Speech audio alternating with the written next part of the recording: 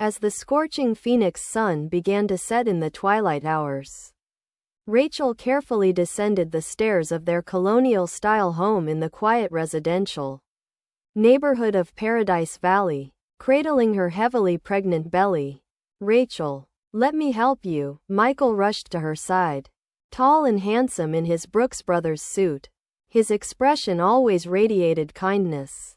"Thank you, but I'm fine. There's still over 2 weeks to go. I want to do what I can while I still can," she replied. As a pediatrician at Phoenix General Hospital, Rachel had attended many births. However, facing her own delivery, she felt conflicted between her clinical detachment as a doctor and her expectations as a mother-to-be. "Your mother called. We're invited to dinner again," Rachel said. Michael's expression clouded momentarily. Margaret was Michael's mother and the wife of the current head of the Thompson family, a prominent name in Phoenix society for over 30 years. She had prided herself on being the perfect housewife, having given birth to all 3 of her children at home. "Mom's just concerned about you. But don't feel pressured," Michael said. Rachel knew better. Her mother-in-law's concern was becoming more like surveillance with each passing day. "Your mother doesn't really approve of my work or my hospital birth plans, does she?" Rachel asked. Just then, the doorbell rang, and it was Michael's sister, Patricia, a freelance graphic designer. She wore perfect makeup and expensive designer clothes, masking her emotional instability. "Oh, you're home for once," Patricia said, looking Rachel up and down. "By the way, did you see my design I posted on Instagram?" Quote, "I'm sorry. I've been working a lot of night shifts lately," Rachel apologized. "Of course. You're so busy with work. But family is important, isn't it?" There was a hint of sarcasm in Patricia's words. Michael watched his sister with concern. "Patricia, did you need something?" Quote, "No. Mom's just worried about Rachel's condition and the baby," Patricia replied. On the surface, they appeared to be a harmonious family. However, the reality was that the threads of their complex emotions were quietly but surely beginning to unravel. Rachel sighed deeply, placing a hand on her belly. Her career, built through medical school on scholarships and her own determination, and her new family with the man she loved, were precious treasures to her.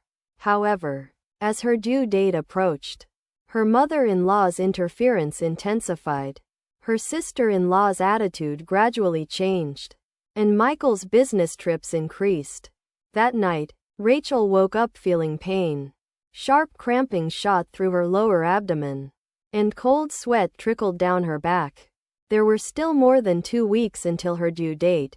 Opening her smartphone app, she began timing the contractions as the pain continued at regular intervals. Rachel tried to maintain her composure. As a pediatrician, she stayed calm and breathed deeply. She called the hospital, and a colleague on duty answered. "Come in immediately. We'll be waiting in the emergency room." After hanging up, she immediately began searching for a taxi company's number. Michael was away in Los Angeles for an important project.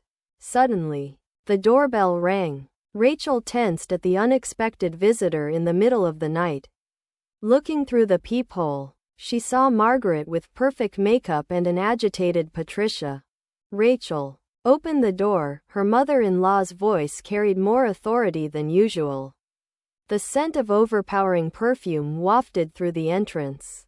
"Mother, Patricia, at this hour?" Rachel asked, confused. "Michael contacted us. He said you weren't feeling well," Margaret said. Rachel was confused. She hadn't contacted Michael yet. "Yes. I think I'm in labor. I'm about to call a taxi." "A taxi? Ridiculous," Margaret said. "How can you rely on strangers when you have family?" Quote, Patricia hurried to the kitchen, seemingly searching for something. "But I need to get to the hospital," Rachel said. Margaret laughed coldly. "Our family has always given birth at home for generations. You don't need a hospital. Mother, I have risk factors for complications. For the baby's sake. Quote, just then, Patricia returned from the kitchen, clutching car keys in her hand. Rachel's eyes widened. It was her father's keepsake keys, which had been displayed on the entrance shelf. You don't need these keys if you can't understand family tradition, Patricia said, her eyes gleaming unsettlingly. She walked toward the garden. Patricia, wait, stop, Rachel called, but Patricia didn't listen. In the garden, Patricia took out a lighter. Under the moonlight, the metal cast an ominous glow. Nobody's going to be happy about this baby anyway, Patricia said. With a maniacal smile, the lighter's flame flickered, and the keys began to melt. Fighting through intensifying contractions, Rachel desperately tried to call for help. But Margaret grabbed her arm. This is for your own good. We're preserving the Thompson family tradition, Margaret said. Under the moonlight, the car keys continued to burn in the garden, while her mother-in-law's grip on Rachel's arm was unnaturally strong. Inside her womb, the baby moved anxiously. Soon after, 2 police cars arrived. Moments later, an ambulance followed, and Rachel's colleague, Sophia, rushed to the scene. Neighbors emerged from their homes one after another in their nightgowns and robes. Dr. Thompson, please leave everything to us today. We'll care for you. Not as Dr. Thompson, but as Rachel, our patient, Sophia said gently, holding Rachel's hand. Lying on the white stretcher, Rachel instinctively began giving a medical report.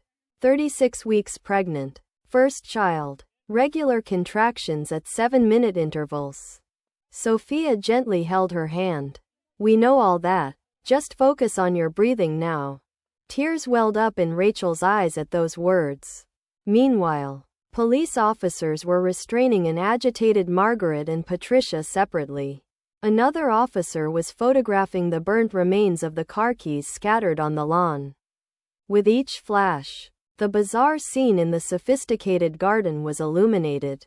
Those 2 have been acting strange lately, a neighbor in a designer nightgown told an officer. There were rumors about them forcing a home birth. I was worried about the young mother, so I kept the security camera footage. Another resident stepped forward. The ambulance headed to Phoenix General Hospital by the shortest route. The EMT in the driver's seat was reporting the situation to the hospital over the radio. While running the siren, at the hospital's emergency room, Dr. Sarah Johnson, the head of obstetrics, rushed over as the emergency doors opened. Her graying hair was tied back in a ponytail, and she wore scrubs over her surgical attire. She was Rachel's primary physician and knew her case well. Under her efficient direction, nurses in blue scrubs moved quickly. Monitors were set up, and preparations began. Is the baby okay? Rachel's voice trembled. Stable for now, Dr. Johnson answered while checking the screen. But given the stress, we need to monitor closely. The rhythmic sound of the heart monitor echoed in the quiet treatment room. A nurse swiftly recorded vital signs, while another gently wiped away Rachel's cold sweat. At 4 a.m., Michael burst into the hospital room. Out of breath, his Brooks Brothers suit was wrinkled, his tie loosened. He had returned on an emergency flight from Los Angeles. Are you all right? The baby? He asked, his face full of worry. Rachel broke into tears. I'm sorry about the car keys. Don't worry about that. Michael gripped her hand firmly. Leave Mom and my sister to the police. Let's just focus on you and the baby now. Suddenly, an alarm sounded in the room. The fetal heart rate was dropping, and the medical team quickly assembled. The operating room staff began preparations, and tension filled the hallway. On the stretcher moving down the white corridor, Rachel said through held-back tears, Michael, I'm scared, even though I'm a doctor. I'm so scared. Before being a doctor, you're a mother-to-be, aren't you? Michael smiled gently. I'll be right here with you. His words were filled with deep love. The next morning, soft daylight streamed into the private room in Phoenix General Hospital's maternity ward. By the window, Rachel held her newborn child. 2 hours after the emergency C-section, the tiny life was breathing peacefully on her chest, a 6-pound boy. His slightly puffy eyes definitely resembled Michael's. You did great, Michael gently stroked Rachel's damp bangs. His presence in the operating room had been such a comfort. Just then, the hospital room door opened quietly. 2 police officers entered, followed by Margaret and Patricia. Their makeup was smeared, and their eyes were swollen from crying. Both had lost their earlier madness and now wore exhausted expressions. Visiting time is 5 minutes, the police officer quietly announced. Margaret stepped forward, her gait completely different from her usual dignified manner. Rachel, about last night, I'm truly sorry. Her voice was thin and trembling. Her expensive tweed suit now seemed oddly out of place. Patricia broke into sobs. What have I done? Quote, silence enveloped the room. Only the regular beeping of monitors marked the passage of time. Why? Rachel's voice was tired but firm. Why did you do this? Quote, Margaret heaved a deep sigh. Something long harbored showed in her eyes. We just wanted to protect the Thompson family's honor, she said. Her voice breaking. My mother was the same way. Raising children at home. Family before career. Rachel quietly interrupted. I value family too. But that doesn't mean denying someone else. The baby stirred slightly, and Rachel instinctively drew the child closer to her chest. My brother drifted away from us, Patricia's voice shook. He was always on my side. But since Rachel came, quote, Michael's voice resonated low. I haven't drifted from anyone. I just created a new family. What's tradition is hurting family tradition. The air in the room froze. Our family's honor, Margaret managed to say. Michael's voice grew stern. Last night, you put a pregnant doctor in danger. Is that honor enough? Quote, his voice was resolute. We'll walk separate paths from now on. Rachel silently watched her baby. The tiny life moved slightly again.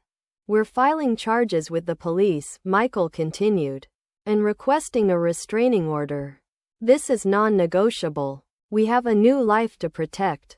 Patricia nearly collapsed, and a police officer supported her. Margaret tried to look at the baby one last time. But Rachel instinctively held her child closer to her chest. That gesture said everything. Michael and Rachel quietly watched as the two left the room. The sound of the door closing seemed to announce the beginning of a new chapter. Are you okay? Michael placed his hand on Rachel's shoulder. Rachel answered while gazing at the baby. Yes, we have our new family now. And as if hearing those words, the baby let out a tiny yawn. Outside the window, the Arizona morning sun brightly illuminated the desert city, the beginning of a new day and the moment of a new family's birth. The hospital room door opened again. This time it was the attending physician and nurses. Shall we start preparing for discharge? The doctor cheerfully asked. Getting ready to go to your new home? Quote, Michael and Rachel exchanged glances and quietly nodded. Last night's nightmare was truly over. And now a new future lay before them. Hey, Michael, Rachel looked up at her husband. Let's decide on a name for him. Yes, Michael smiled gently. The first important decision for our new family. The morning sun filled the hospital room as their new family story quietly began. 1 year later, in a quiet residential area a 30-minute drive from Paradise Valley, stood a Spanish-style house. James. Look, Daddy's home. Rachel lifted her toddling son. 1-year-old James began to bounce excitedly at the sight of his father. Michael, still in his Brooks Brothers suit, rushed to his son. His work at the new construction company was busier than before, but he could now return home at the same time every day. Today was vaccination day, wasn't it? Michael stroked his son's head. Did you cry? Quote, no, James smiled. He was very brave. Rachel smiled. A perfect role model for my patients. Rachel's reputation at Phoenix Children's Hospital continued to grow.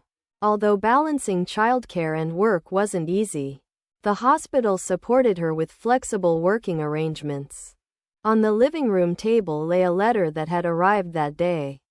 It was from Margaret. After the incident, Margaret and Patricia had begun counseling. Facing social media backlash and community criticism, they ultimately decided to move to Scottsdale. Opening the letter, a photograph slipped out. It showed Patricia teaching at a children's art class where she volunteered. Patricia has really changed, Rachel picked up the photo. Indeed, her sister-in-law's expression had softened. Weekly counseling sessions, learning to handle anger, finding a new way of life.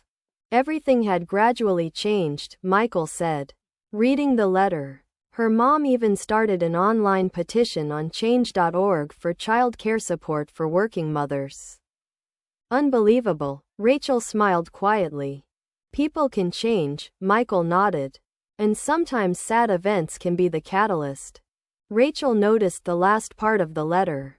She's been asked to give a lecture at the local family support center. Margaret wanted to help families struggling with similar value conflicts by sharing her experience. Hey, Michael, Rachel looked at her husband. We made the right choice. Didn't we? Quote, Michael answered while holding their son. Family doesn't have just one form. What's important is understanding and respect. Respecting each other. James closed his eyes contentedly against his father's chest. Just then, Rachel's smartphone rang. It was the hospital. Hello? Yes. I understand, she said. Hanging up, her face was glowing. What is it? Michael asked. The pregnancy test, Rachel smiled. It's positive. Really? Michael's voice jumped with joy. Rachel smiled and gently placed a hand on her stomach. This time, I'm sure it's a girl. A sister for James. Michael smiled while playing with his son. How about that? You're going to be a big brother. The evening light enveloped the happy family. A pleasant summer breeze blew on the terrace. The birth of a new life, and another chapter in their family story, was about to begin. On the patio garden table lay next month's schedule, work commitments, child care plans, and preparations for welcoming their new family member. Hey, Rachel, Michael snuggled close to his wife. Our family is wonderful, isn't it? Quote, yes, Rachel nodded. It's our own unique way of being a family. The Arizona sunset cast a gentle light on their new home, seeming like a symbol of their hope-filled future. This was the path they had chosen and the path they would continue to walk. Love and understanding, and accepting each other. Perhaps that's what true family bonds are all about. A new night was about to fall on the desert city.